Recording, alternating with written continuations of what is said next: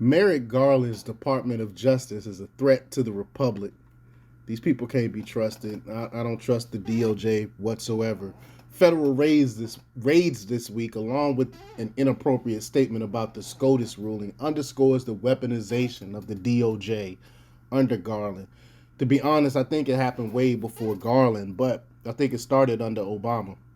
But before we get started, go ahead and hit that like button, share this out so we can get this information out there. Subscribe if you're not already a subscriber, and hit that alarm bell so you know when I'm putting out new stuff. Also, check out my link tree in the description. It has a link to my merch store and my mental health coaching and consultation page. All right, let's talk about this news. It's become painfully obvious over the past year that the Justice Department, under Attorney General Merrick Garland, has been weaponized and politicized to the point that it represents an active threat to the rule of law and the separation of powers.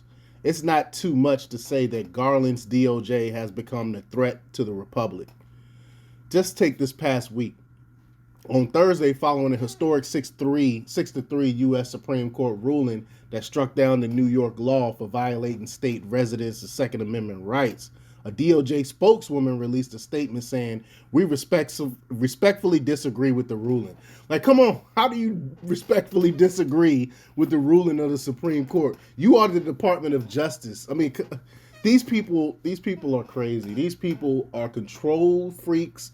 They don't want you to have any of your rights that's guaranteed to you under the Constitution. They want to control you.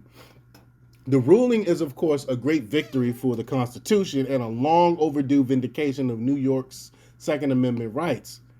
The law in question had been on the books for more than a century and made it nearly impossible for ordinary people to obtain a concealed carry license. The unconstitutional law forced New Yorkers to prove to a municipal bureaucrat that they needed a gun for self-defense. In practice, this made it almost impossible for law-abiding citizens in New York to exercise their constitutional right to bear arms. But neither the law in question nor the Supreme Court's decision implicates federal gun laws in any way. There is no reason for the DOJ to weigh in on the matter or express any opinion whatsoever on the ruling.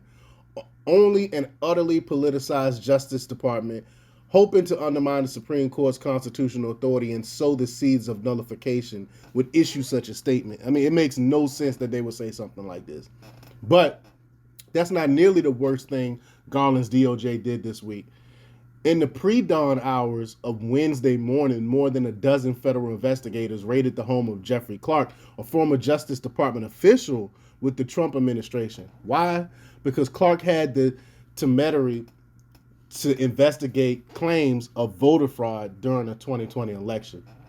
That made Clark a target for the House Democrats' January 6th committee, whose Soviet-style show trial spent a good deal of time Wednesday implying that Clark, who once oversaw 1,400 lawyers and 2 divisions at the DOJ, is a traitor who tried to overturn the results of the election.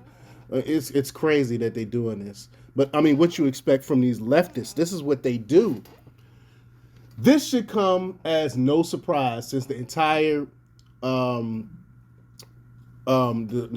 January 6th committee is to smear anyone who questioned the outcome of the election or raise concerns about its unprecedented irregularities as a coup plotter responsible for January 6th insurrection. In fact, Clark's only crime is that in the sea of attorneys who didn't want to lift a finger to investigate the election, he looked for options and fought to uncover the truth.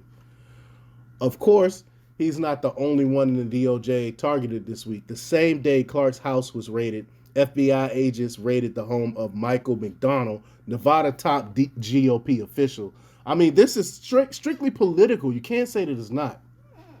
His crime, according to the Justice Department and the January 6th committee, was signing a document with 5 other Nevada Republican Party electors after the 2020 election, signaling their support for Trump. Among the signatories of the purely symbolic document was state GOP Senator James D. Graffenreid, whom FBI agents tried but failed to find on Wednesday. These are just a few of the people against whom the January 6th committee has unleashed Garland's Justice Department. So far, the committee has subpoenaed more than 100 lawmakers, local officials like McDonald and DeGaffron Reed, um, um, internet and communications companies, Trump White House officials, and others. Make no mistake, the committee is using the DOJ as a weapon against its political enemies, and Garland is allowing it to happen. This is sickening. We should have seen this coming. I mean, I did see it coming, though. I've said this was going to happen. From the outset of his tenure, Garland has betrayed a willingness to use the DOJ as a partisan weapon. There was the raid of Project Veritas founder James O'Keefe home last November. I did a whole video on that, and preceding the months of illegal spying on his organization. I mean, this is the Gestapo. Even worse, in some ways, was the unprecedented memo in October designed to threaten and silence parents whose only crime was to speak out about the teaching of critical race theory in schools. Garland smeared them as domestic terrorists and directed the Department of Justice and the FBI to launch a series of additional efforts in the coming days designed to address the rise in criminal conduct directed towards school personnel, he noted.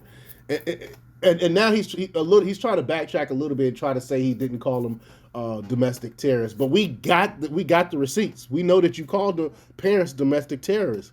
But this rise in criminal conduct was pure fiction.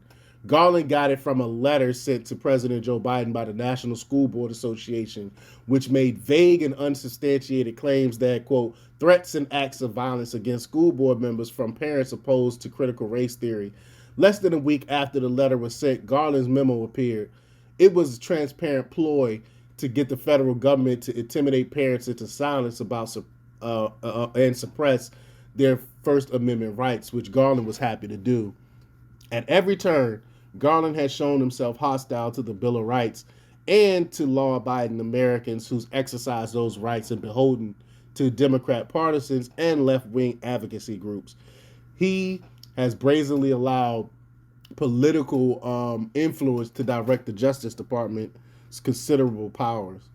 If you think Garland's DOJ isn't a threat to the Republic, then you need to start paying attention, because the weaponization of federal law enforcement under Biden and Garland is almost certainly going to get much worse. But let me know what you think. Leave your comments down below. Like, share, and subscribe, and check out themarkrepublics.com for the latest in news. Until next time, peace.